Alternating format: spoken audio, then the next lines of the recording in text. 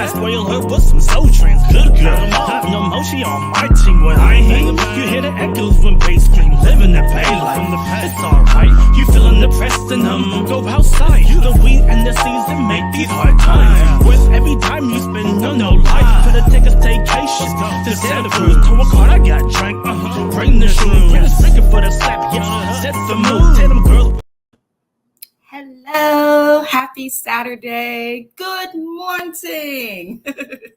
Welcome to the Mrs. Best Reviews channel. We are live this Saturday afternoon, not morning, apologies. But we are live this Saturday to go over Love After Lockup, Season 5, Episode 3, titled The $40,000 Felon. So we're going to jump right into it. For those who are new joining, if you like the theme song that you hear at the beginning of the intro of this video, feel free to give also E.3 a listen, a download, all of that. That is definitely a song that is by him. So we want to promote indie artists because that's what we do on this channel. Other than that, we're going to jump into the recap. So with Love After Lockup, the way we do these recaps, because there's so many couples and the episodes are 90 minutes long, is we're going to just discuss each couple and what happened with them throughout the episode.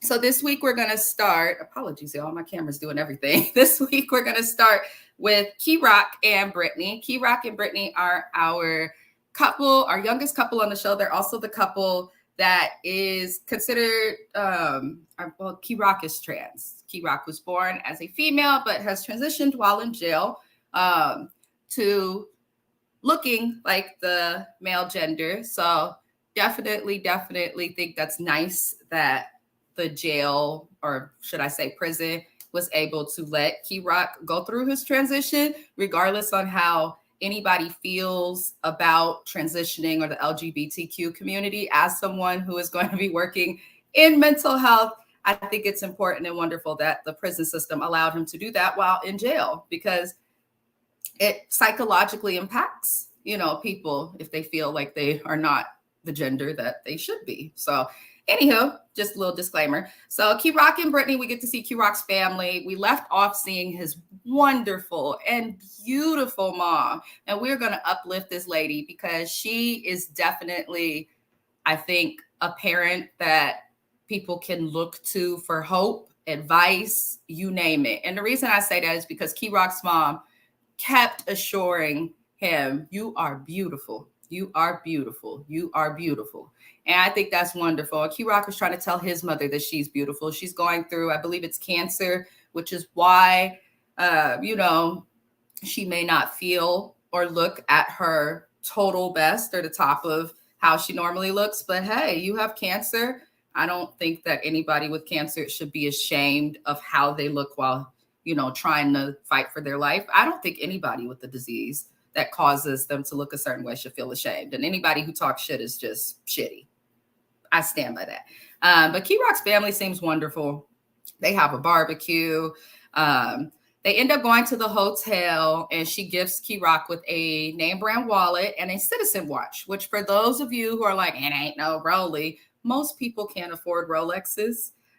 There are other brands that are nice. I believe the watch she got Key Rock has a value of about $600 and retail value. So, hey, leave it be. She bought her spouse something that costs more than an electric bill. So to me, that is valuable.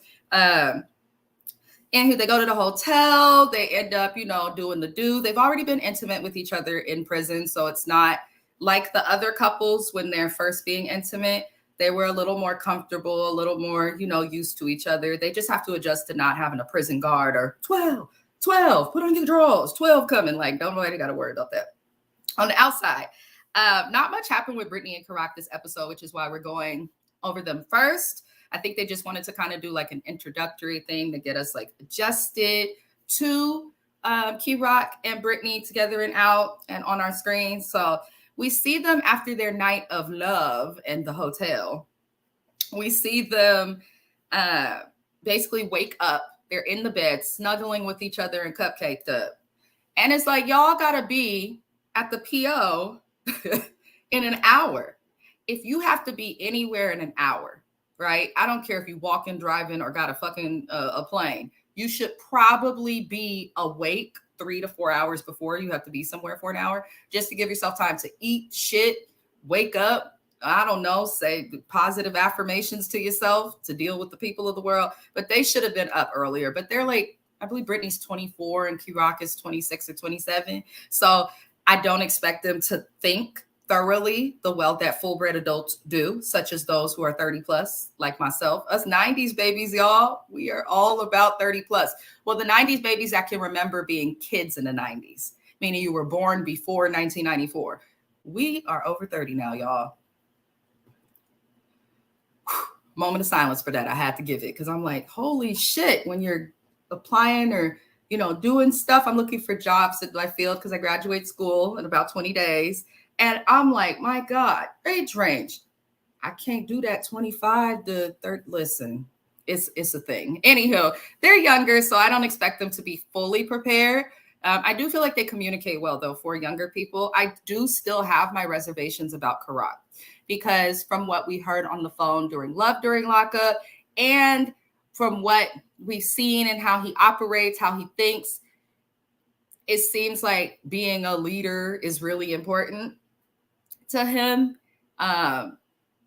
Listen, Karat, being a man is not just about leading and having a female to submit to you. And I hope that you remember that through your process of transitioning, because I think that it's important for those who are transitioning to be respectful of those who are, in the gender and that they are trying to transition to already.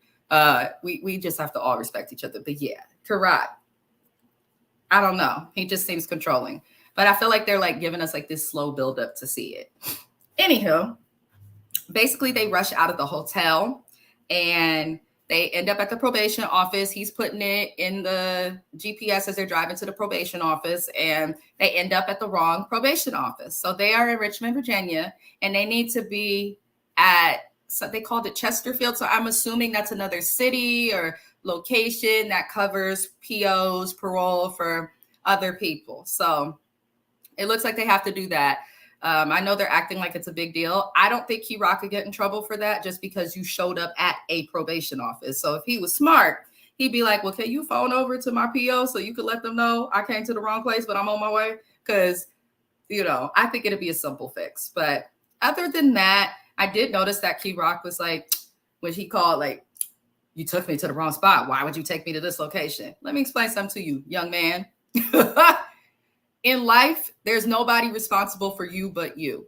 I've been married for a very long time. If I go to jail and then my husband drives me to probation and I don't know the address ahead of time, that's on me, not him. If my husband drives me to the wrong location of somewhere that I'm scheduled to be at, but not him, that's on me, not him. Karat to go and blame Britney for taking him to the wrong location was wrong. You should have blamed yourself, Karat, for waking up an hour before you had to be somewhere. Now, I know we got bad traffic here in California, but outside of LA, California traffic's not horrible unless you're forced to travel during commuter hours. I know on the East Coast, traffic sucks. So, because they got too many fucking states in a small space. So it's like you should be leaving at least 2-3 hours early. But that's just my opinion. So we will see more with what happens on Britney and Karat next week on our live recap, which I will be having as well next Saturday. So hopefully things with that will improve. I might have to remove this blur, y'all, because it looked like it's impacting I feel like I'm just moving so slow. Look at my head. Anywho, we're going to move on to the next couple of the day, and that is Chelsea and Mikey. So Chelsea and Mikey are our deaf couple. I'm not saying that to be disrespectful. Chelsea is deaf. She speaks sign language. It looks like she's been deaf most of her life. And Mikey is going deaf and has to wear a hearing aid just so that he can be able to hear. He says he hears nothing without it. So I thought this was interesting for them to do, just because I did see some comments online with people. They're like, I have to read. I don't like when they show the deaf girl. I saw some people on Love After Lockup's Instagram page saying that. And I'm like, you ignorant ragamuffin. Like, you're annoyed that you have to read subtitles for maybe 2 to 5 minutes twice in a 90-minute episode. Can you imagine having to read your entire life, like everything, because you can't hear? Why are we complaining about having to read the subtitles in order to understand this lady's struggle? her struggle means that she can't hear ever. And she's not complaining. So please shut the fuck up with that to the people who are saying that stupidest thing I've seen online this week.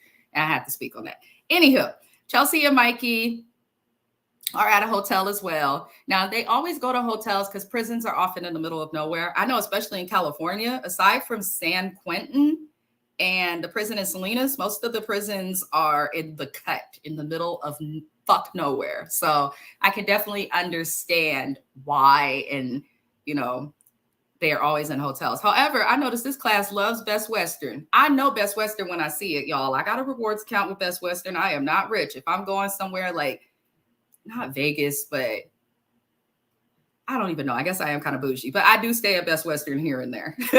I don't see nothing wrong. They're clean. It's not, I'm trying to tell you, it's not like Motel 6 with them. You just don't know what you'll get with Motel 6 or them Comfort Inn places. What is it? Choice Hotels. I had a horrible experience with, what was it? Quality Inn. And I said, I'm going to just have to pay the money and go to the fancy hotels. But we see them in the hotel. She's nervous. She's like, I can't sleep. I don't know what to expect. I'm sleeping in the city alone when someone comes in. I'm like, ooh, child, you got a lot going on, a lot of concerns, Chelsea. So Mikey's release does end up coming, and she exposes to the camera. She says she's nervous about meeting him because she's never been in a relationship where she has not been abused. That is common. I know some people are like, no way. I'm not saying she's perfect, but usually people who end up in situations of abuse, a lot of them repeat that cycle and keep dating people like that. So it looks like that's impacted Chelsea. And she says that because of her past relationships, she's scared to have sex with Mikey. And in my opinion, she needs to get some therapy for that. Any type of trauma, I encourage people to get therapy for. But if you are afraid to be intimate with someone you claim to love, get some therapy, because I don't think she's like some of the other couples where I'm like, you don't love him. This was convenient and you was only going to see how far you went. She seems to really care about him. He seems to care for her. He learned sign language.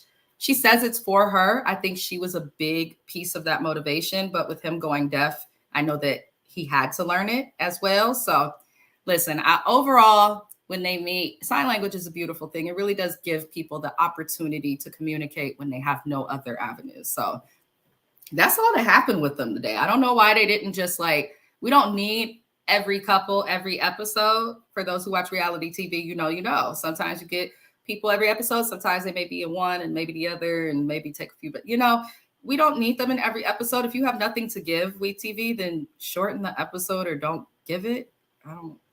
It just feels like with Love After Lockup, WeTV sometimes rushes content and it impacts the integrity of what we watch. Anywho.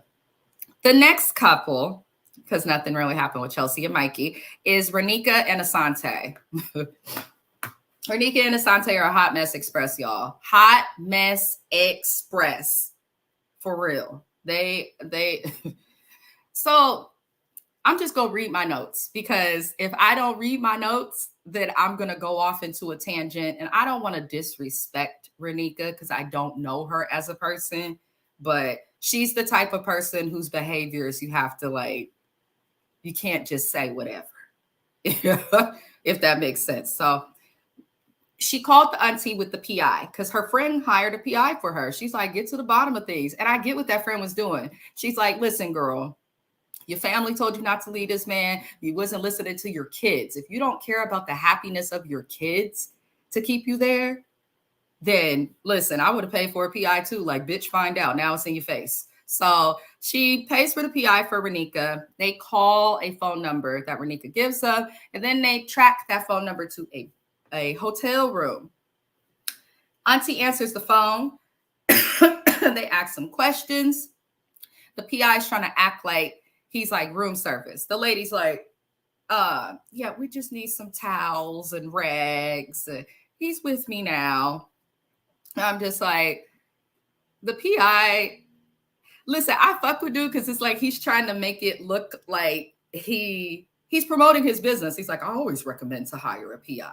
I always suggest this. I always recommend that. And I'm just like, okay, I feel you, dude. Get them sales. Promo yourself. But a PI,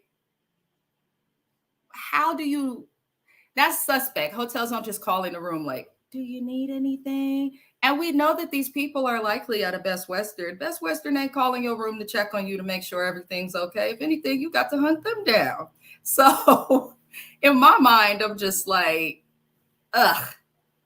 Anywho, it looks like I'm having some slight lag with my internet and streaming right now. So I am going to remove the blur. One moment, y'all. Hey. Hopefully removing the blur helps. And it looks like it did because I can see my lips moving as I'm speaking. So that's a good thing. Apologies. We are a new channel. So I'm always trying to figure out ways to improve the streaming process. But between Comcast, my landlord, who keeps touching our internet cables for some reason, and some other stuff, I'm like, whew, tired. Anywho, so Renika finds out from the PI after talking to the woman that Asante is not even from where he says he's from. He claiming he to be from Georgia and all of this. And she's like, no, the PI's like, no, he's from the mountains. He's from the sticks, which would make sense as to why he's living his life this way. People from the sticks either live right and keep to themselves or commit crimes and get the hell out the sticks. So I'm trying to say. So then I did take a note because I was on Love After Lockup's Instagram page. I always like to see you guys' opinions. I appreciate those who see me comment and then end up on the channel to watch me giving my opinions. But somebody commented that Renika looked like her wig stink. And that for me was the funniest thing that I saw this fucking week. She said, I know her wig stank. Whoever you are, I'm not going to shout out your Instagram name because that's a private thing, but shout out to you. The comments be funny as hell in the Facebook group for Love After Lockup, as well as the IG page. She said it looked like that wig stank. I know that wig stank. It has to. It has to. She has kept that thing on her head like she don't have hair. And Renika has hair and a pretty face, but you can't tell because she doesn't know how to speak in a effective manner. Nah, bruh, you gonna tell me for real, bruh. You gonna like, I understand people raised in the hood or whatever, like we speak a little different, but you have to train yourself to speak in the correct ways. There is nothing wrong with good grammar. Now, if you're like me, African-American, you probably got told coming up, I used to get told, you talk like you're white because I speak properly. How can you talk like a race? Let's do better, y'all. Because the way she talk, I'm just like, ooh. So the PI reminds Renika after talking to the lady and all this stuff, like, you were probably used just for bail because the woman did confirm that she has been with Asante for 2 years. She seemed to know of Renika and not be bothered.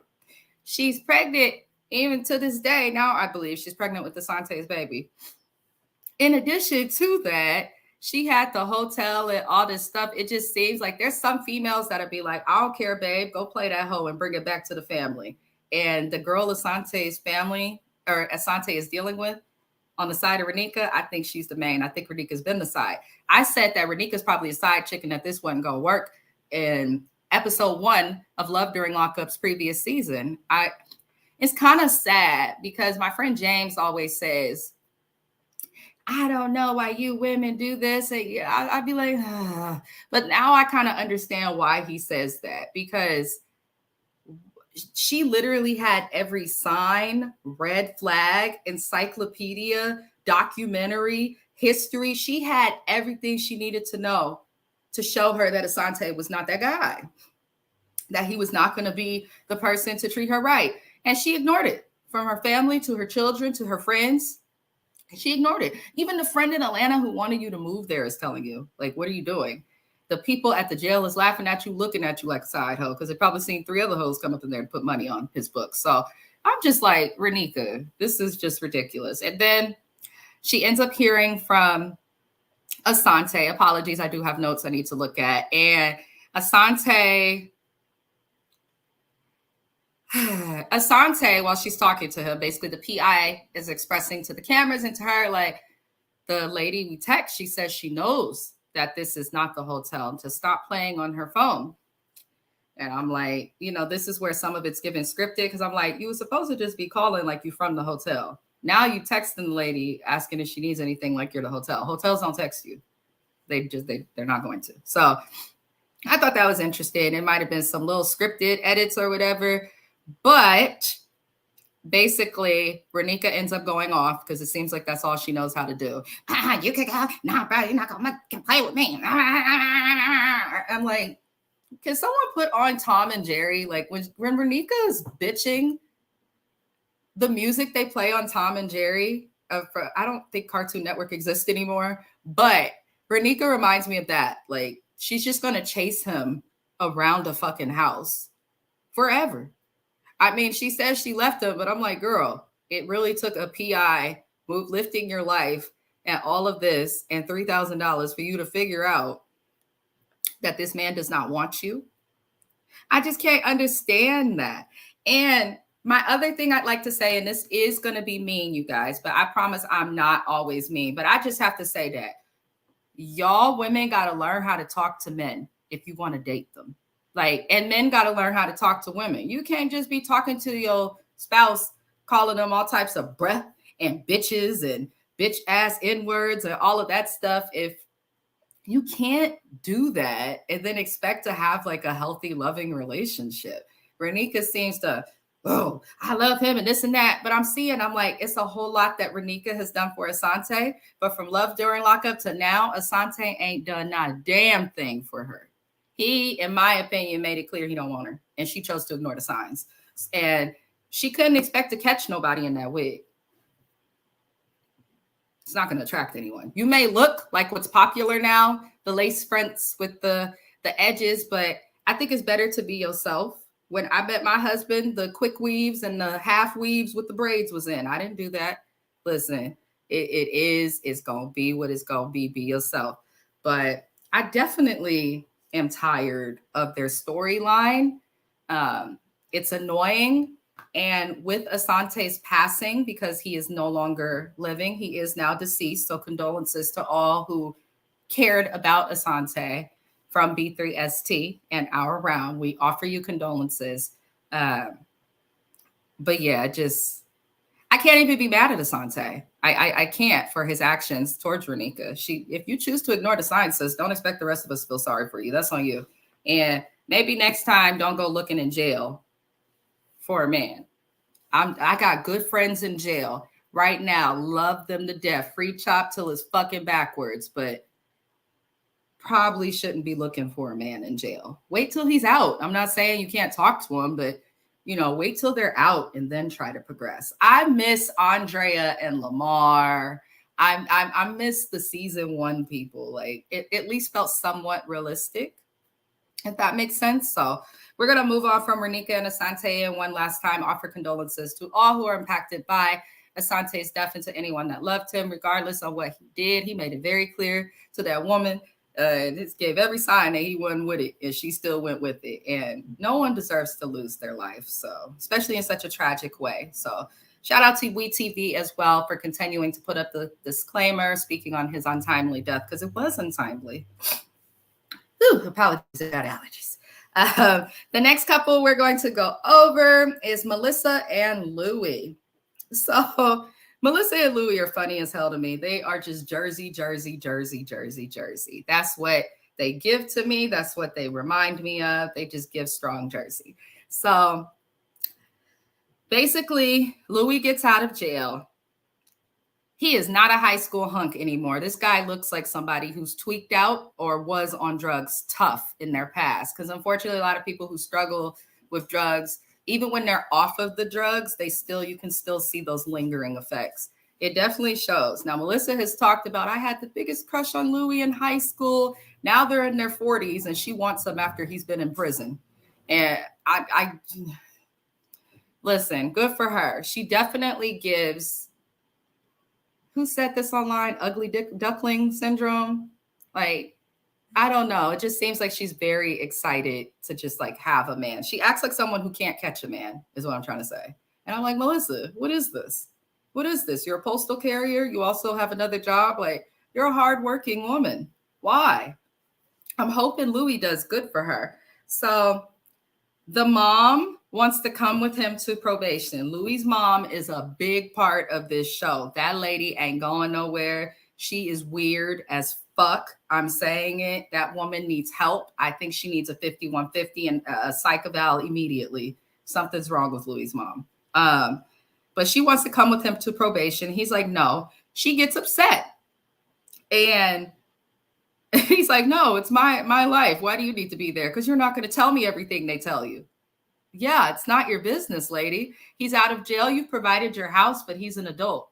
Louis' mom just seems like she wants to control him. It seems like she needs a man or something, because this don't make sense to have this much energy invested into your child. It's weird. So Louis wants to take responsibility of his life. And I thought this in the previous episode. Is this a house that she bought while he was in jail, maybe to be closer so she could visit him, or what? Because I know they went to high school in New Jersey, from what Melissa and him have explained. But he confirms that the house is triggering for him. He used to have drug dealers come meet him. He did some shit out that house. And his mom just puts him back in the same place because she's more concerned about her own self and her wants than she is her son. And I don't give a damn what none of you parents try to say. If you're really concerned about your son, then you would take the time to talk to him and think, hey, you were on hard drugs in this house that led you to go to prison, taking money from me and putting the family through shit. Maybe this house in the area is triggering. I also live in a state where they have the highest recidivism rate for all offenders in the country, Georgia. Look it up, y'all. I have no reason to laugh. And he needs to get the fuck home. He don't need to be at that house.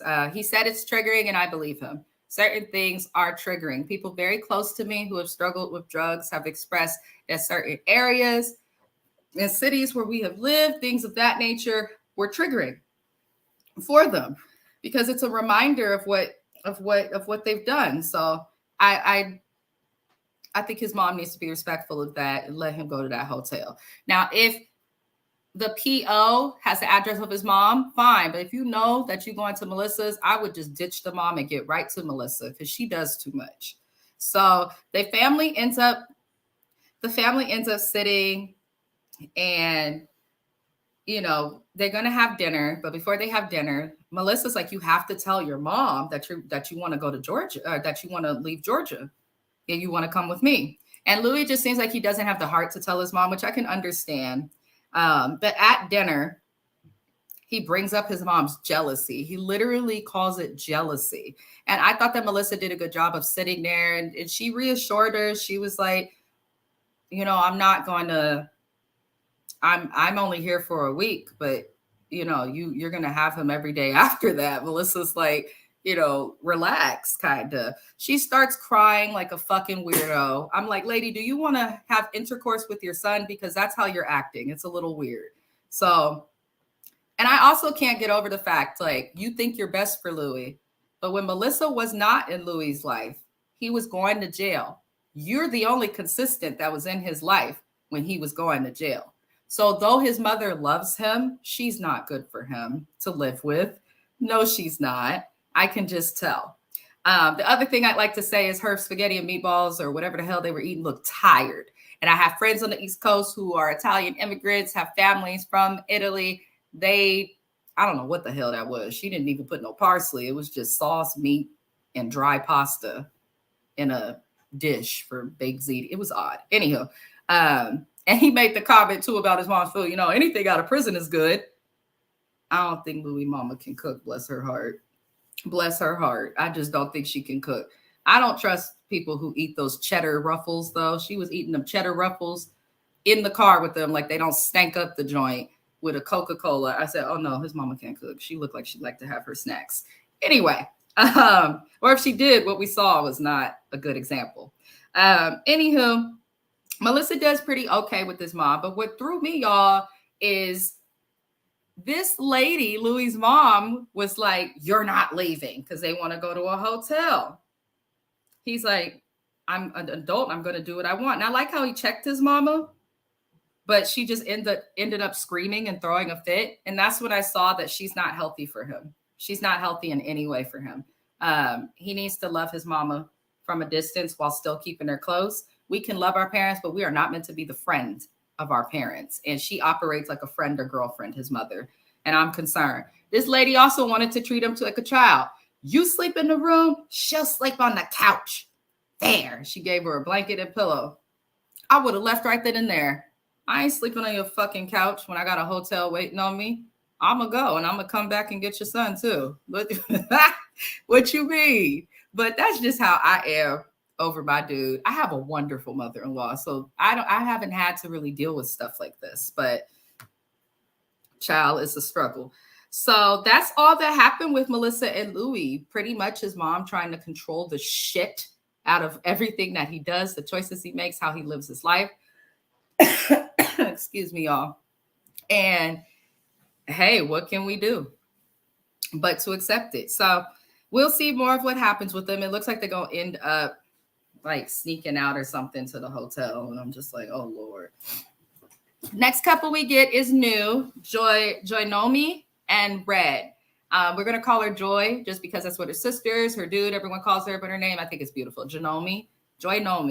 And Red. They have been together for 7 years. He is Red is the inmate, and he is still in jail.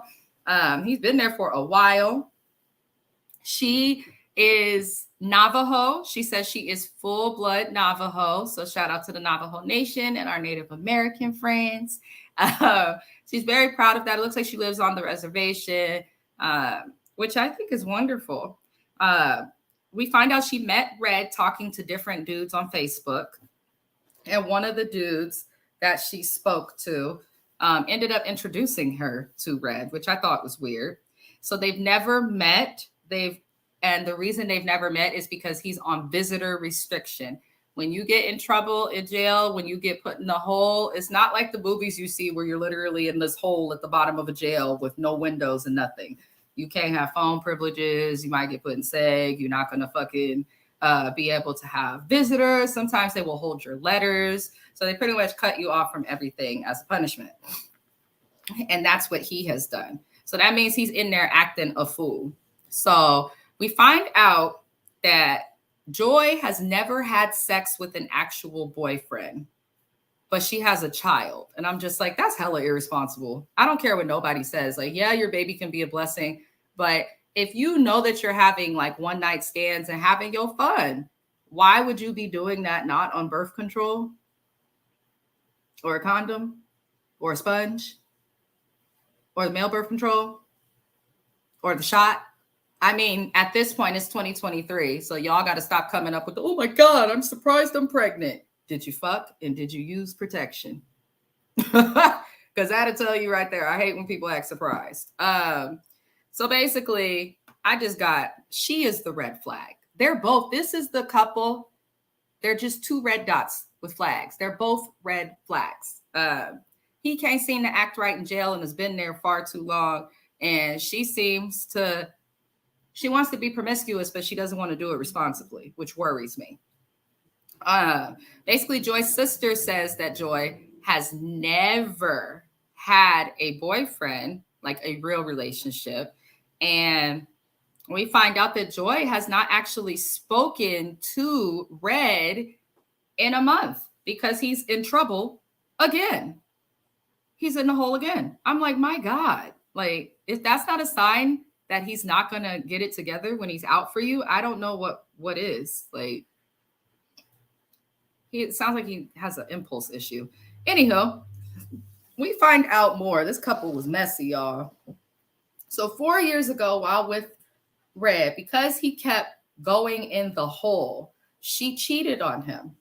When she cheated on him, because she claimed she was lonely, she got pregnant. She decided to keep the baby.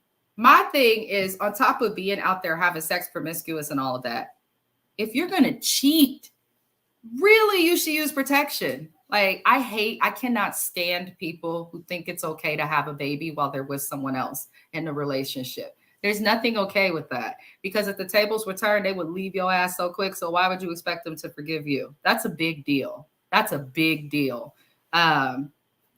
Basically, she cheated on him, and that's how she got pregnant with her son, who we see, who was really cute. He was so cute. And I just can't understand it. So now she says that Red wants to raise her son that she had when she was thoughting and plotting.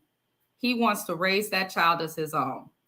He says that his only concern is he wonders if he would have known if she cheated on him if she didn't get pregnant. And Red, you would not have known that she cheated on you had she not gotten pregnant. Women, in my opinion, are better at cheaters because we actually think. Men get out there and cheat and be thinking with that one-eyed monster they have down there. Women get out there and cheat. And I can guarantee it's usually for revenge because we like to fuck, or we're just fucking logical and gonna get away with it. Can guarantee you. It's just how it is. We think more. So that's his only concern.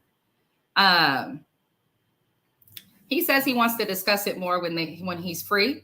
And the next scene we seen is her going to a pawn shop. It looks like a Native American pawn shop. And I'm so mad at her for this shit. And I'm not even Native American. Why the F would you go pawn family heirlooms just for a nigga you ain't never met? You've never touched him. You've never visited him.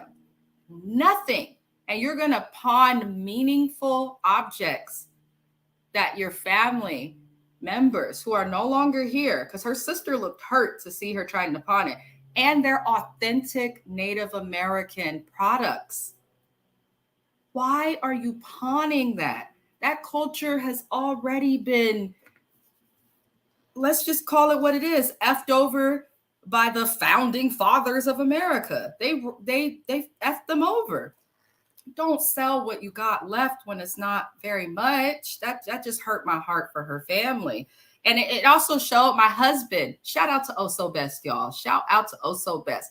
He is our theme song opener of our lives. So we go shout about. But even my husband was looking at that like, why? Why is she pawning this stuff? And what did he say? Josiah said, or Also Best, whatever the hell y'all want to call it, my JoJo. He was like, listen, look at how she had her child. She doesn't make good decisions. Look at the show that she's on, baby girl. She doesn't make good choices. And that's true. None of these people on the show make good choices. It's just because you have a business or financially, together, or you live on your own does not mean that you're okay or a responsible adult. That's just surviving. But Hot Mess Express, basically, she exposes that she needs $500 to go to Missouri to get him. She says that's all she needs. I'm like, honey, why didn't you get a loan? Like, go get a payday loan for $500. One of the Native American loan companies that they have. Go get a loan. Something that you don't have to go through or get rid of, something that's meaningful to you for. I just felt like there were other options outside of pawning, and I hope that WeTV paid to get her authentic Native American items back for her, because come on, that hurt my heart. So basically, she says that she spent a total, and not even a total. She said this is just some of what she spent in the last year, of $40K on this man. Now, listen, I have lived in mobile homes and trailers myself, but I'm going to tell you this. If I got $40,000, I am not spending it all on a nigga who can't even leave to go to the bathroom on his own without somebody having to see his head. I am not giving $40,000 to nobody who I can't physically touch and call. If Mr. Best asks for $40,000 and I have it, he can have it, but I can call him to sit on it when I feel like it. She can't do that. She can't even call him. She got to hope he call her. And she ain't heard from him in 4.5 weeks, but she's pawning items to go see him. Maybe you should wait on pawning it because you ain't heard from him. They might not let his ass out. Shit, you never know. So I just felt like she's going to be the Hot Mess Express. She says that she's pawning this stuff and believes that he will change because now he has a family to come home to and take care of, and that should make him want to change. Honey, he don't have a family to come home to. He got you and your baby you had out of wedlock when you was starting and plotting and trotting on his ass. He may say this now, but if he genuinely cares about her, he could look at her and then look at that child and be like, damn, this ain't my seed, and be like, deuces. So It's a hot mess. It's irresponsible. I don't know why she had to come on our screens looking like this. I just don't. But she seems really sweet and like she has love she wants to give. And I feel like, unlike these other people on the show who have had real relationships outside of their inmate, I feel like maybe because she hasn't had a real relationship, she doesn't know how to deal with it. And that's why she's just like, yeah, I'll say yes. I love you. Yeah. If you really loved him, you wouldn't cheat. If you really, truly love that man, cheating wouldn't even be a question. Just leave. Don't cheat. Leave. I stand by it. Anywho, we're going to get a lot more from them as the season goes, but I hope that she understands that lesson, and everybody understands that lesson. Like, if you're not happy with your partner, don't cheat on them. Leave them. Take a break, but don't betray their trust in the idea and foundation of love as a whole. It doesn't make sense. Anyhow, the last couple we're going to discuss today will be Andy and Brittany. And shout out to me for getting this done so far in under an hour. Amazing, because the episode is so long and there were hella couples. I was like, oh, how am I going to do this? But it got done, y'all. So Andy and Brittany are another couple that's memorable because of being on Love during Lockup. They're also memorable because she's a former drug addict and did 2 years, and he was a police officer for 13 years in the shady-ass state of Georgia, where you can't really trust police. Just saying. So basically, we see that Brittany's happy. We leave off last week with her going to a birthday party with all of her children there.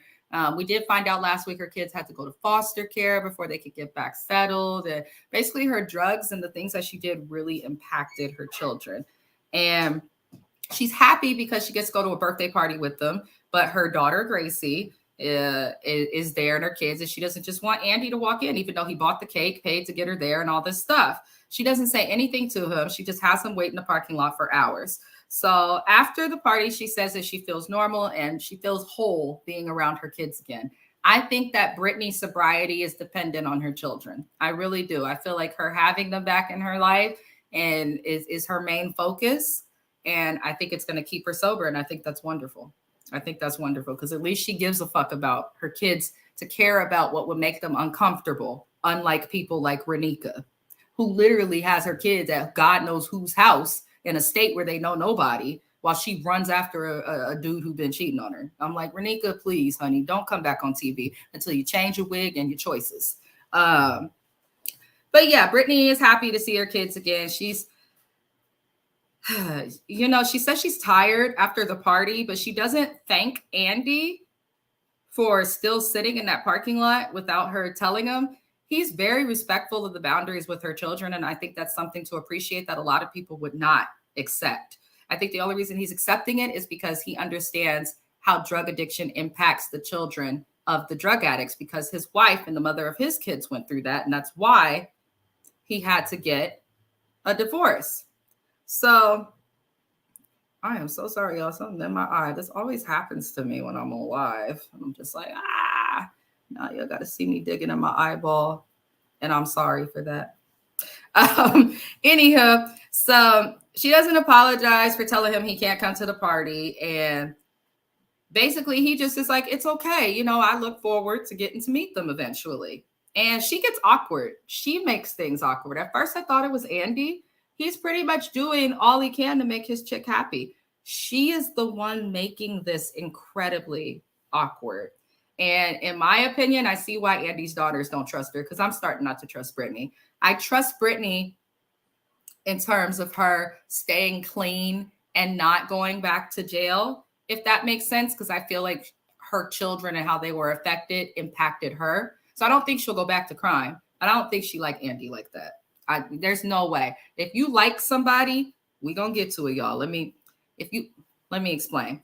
If you like somebody, what happens next will not be an issue. So what happens next is Brittany's like, I'm tired. I don't want to drive back to Rome, which is another city that could be far away. She ends up saying, can we get a room? Asking Andy for a room. If I was Andy, after waiting in that parking lot, I would have been like, that $1,200 I gave you in that bear on the last episode, yeah, you better give me $60 of that and we could get a room. You're not going to have me paying for all this shit and then think that you're going to ask me to pay for more shit when you being weird with me. No. So Andy basically goes to pay for the room, and then Brittany takes the opportunity to talk to Barry about his daughters. And I thought that was weird. Like, I just thought that was weird. Maybe you should have took the opportunity to apologize to the 17-year-old for having to wait out in the fucking Georgia heat for you for 4 hours. Like, that didn't make sense to me. Just for you to end up saying you want a hotel. You could have told them to go get a hotel while you were at the fucking party, and then he could have had something to do, somewhere to be. But she didn't want to do that. Makes no sense. So Andy then says that there's sexual tension, but sex is the furthest thing from Brittany's mind, which is weird to me. She then says that she feels awkward. She says that she was turned off after they spend the night together. And Andy's like, I mean, it wasn't horrible, you know, but I could tell Andy's concerned about being on camera and he seems like one of those people on TV who's aware that he's on TV, if that makes sense. And that's normal. That's entirely normal, especially being a man. You don't want to say on TV, hey, this woman I've been chasing after looking like a damn fool as a cop. Yeah, she won't give me no cutty. Like, and that's exactly what happened. He gave her nothing. She knew that she did not want to have sex with this man. So if you know that you don't want to have sex with somebody, then make that clear. I think that could save a lot of drama, a lot of issues. I'm big on that. I have been a victim of sexual assault. So after that, part of my healing was like making it very clear to my spouse about what I'm okay with, what I'm comfortable with, what I want to do in bed, what I don't. So I feel like, Brittany, if I can do it through trauma for being raped years ago, then you can too. Open your mouth and speak. If you don't want to have intercourse with someone, say that instead of her saying, oh, there's 2 beds. When she said, oh, there's 2 beds, what Brittany could have said is, you know, I don't really feel comfortable yet having sex, or, you know, your son's in the room, you know, the room right next to us. I don't feel comfortable doing this, but speak up, because a closed mouth don't get fed, honey. And in this case, you wanted to tell them that you was fooling. You needed to tell him that. So I didn't understand why she did it that way. She just moves weird. She said that she called sex extra stuff. And I'm like, honey, sex is not extra. If you don't even have to be in love with somebody to be excited to do them.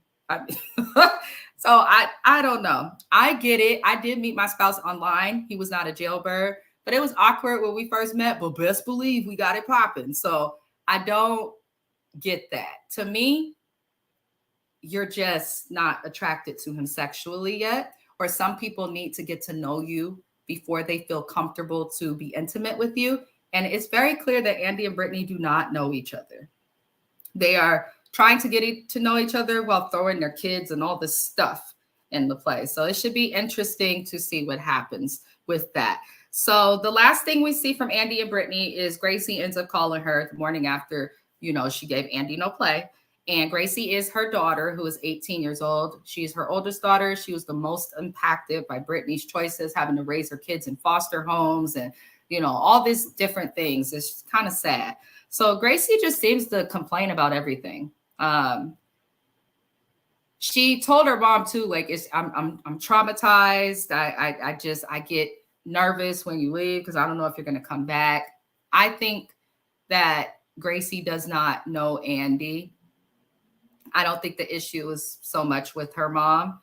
And I can understand how that's uncomfortable. Your parent got out of jail and now they have this whole person they're going to live with and be with. You have no time to acclimate the kids to even you being free. And now they're with Andy. And Brittany, if you knew this was going to bother your kids, which I feel like she did because she's spoken about it. If you knew all of these things, you should not have had Andy involved in the release, or you should not have involved your kids in the release. Something could have changed, but that's pretty much all that happened. I stand by what I stand by, y'all. I do not think that Brittany likes Andy like that. I just don't think she likes him. I don't think she's a scam artist. I really don't. I feel like she got out of jail, and, you know, there's energy and vibes between people who are interacting, whether you're friends or in a relationship. And you could just tell there's like like they don't have much to talk about. And that concerns me. But that's why we get these seasons. We're going to get to figure it out, everybody. So that is Mrs. Best Reviews, Love After Lockup, Season 5, Episode 3, The 40K Felon. That was my live recap and my opinions. I would love it if you guys would share your opinions, whether it be in the comments. I am that content creator who will respond to you. I do like interacting with people sometimes, most of the time, especially those who have similar likes and shows to me. So if you feel I missed something or you want to throw some shade or give your opinion, feel free to comment that at any time, even when we're not live. To those watching the live replay, I appreciate you for supporting the channel and watching it, even if you didn't get through the whole video, or if you do, you're appreciated. I am on the road to 1,000 subscribers. I'm at 433, so I'm trying to get there, and I appreciate everybody for participating. If you're interested in when the channel will be live again, we will be live again on Tuesday.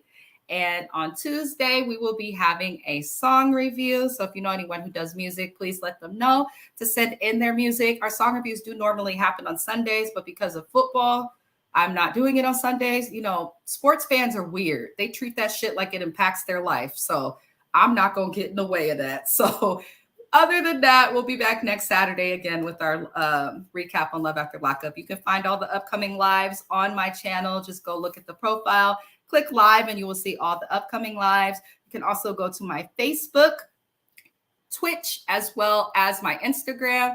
My recommendation to you is to follow me on IG, which is on your screen. Following me on IG is basically like the central hub for where everything that Mrs. Best Reviews does goes. But I appreciate everybody for tuning in. I thank you for watching, and I hope you go enjoy the rest of your Saturday. Go enjoy your life. Happy Saturday, y'all.